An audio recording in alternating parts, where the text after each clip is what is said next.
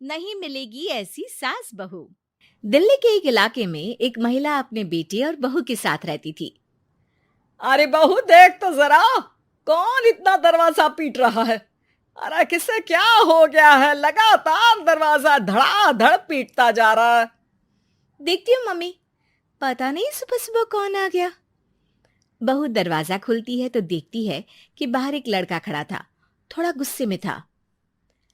अरे मैडम, आपकी online shopping ने परेशान कर रखा है। बार बार आप अपना सामान वापस लौटाती हैं। कभी एक बार में सामान आता ही नहीं। अरे कैसे बात कर रहे हो? मैं कंपनी को फोन करती हूँ। तुम्हें नहीं आना तो मत आओ, कोई और आ जाएगा। इसमें गुस्सा होने वाली कौन सी बात है? अरे बहू क्या हुआ? किससे बहस हो रही है? कुछ नहीं मम्मी, वो ऑनलाइन वाला लड़का आया है, उसी से बात कर रही हूँ। देखो भैया, ये सामान वापस नहीं लेना है तो मत लो, लेकिन हंगामा मत करो। अरे कोई बात नहीं, लाओ आप पैकेट। मेरा तो ये काम ही है, बस थोड़ा गुस्सा आ गया था। बहू अंदर जाती है और पैकेट लेकर बाहर आती है, लेकिन तब तक लड़का वापस जा चुका था। बहू को समझ में नहीं आया कि हुआ क्या। वो अंदर जाती है तो किचन में काम में लग जाती है। अरे बहू, तुम्हें ऑफिस नहीं जाना क्या? कितनी देर हो गई? किचन से आवाज आती है। जाना है, लेकिन इनका नाश्ता तो बना दूं। और उनकी चिंता मत करो, तुम अपना नाश्ता लेकर जाओ, मैं बना दूंगी नाश्ता। अरे तेरा ऑफिस भी तो जरूरी है ना, कितना काम करेगी। ठीक है मम्मी, जाती हूँ। रात का खाना साथ में खाएंगे। इसके बाद सास ने दरवाजा बंद कर लिया। शाम को डोरबेल बजी। सास को लगा कि बहू ऑफिस से लौट आई है, लेकिन दरवाजा खोलते ही सामने एक पुलिस वाला है। राहुल यानी कि उसके बेटे ने उससे पूछा, कौन है माँ? अरे पुलिस आई है बेटा, तुम्हारे बारे में पूछ रहे हैं। अच्छा, अभी आया माँ। आप ही राहुल है? हाँ जी, मैं ही राहुल हूँ। आपकी पत्नी का नाम विनीता है? हाँ जी, लेकिन आप ये सब क्यों पूछ रहे हैं? और कहाँ है मेरी वाइफ? देखिए, परेशान मत होइए, आपको मेरे साथ चलना होगा, मैं आपको रास्ते में पूरी बात बताता हूँ। हाँ? मैं आपके साथ थाने क्यों चलूं?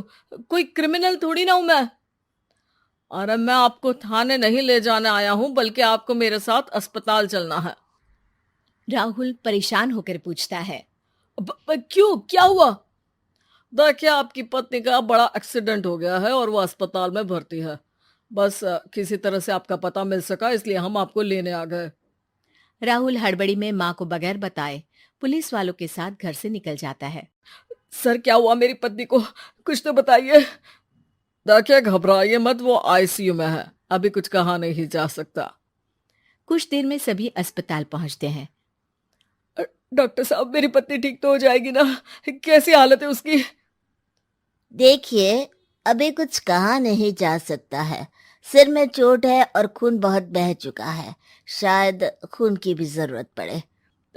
ठीक है, मैं खून देने को तैयार हूँ। ठीक है मिस्टर, लेकिन हमें सेम ग्रुप का ही खून चाहिए। अगर आपका मैच होगा तभी आपका खून काम आ सकेगा। जी ठीक है डॉक्टर साहब।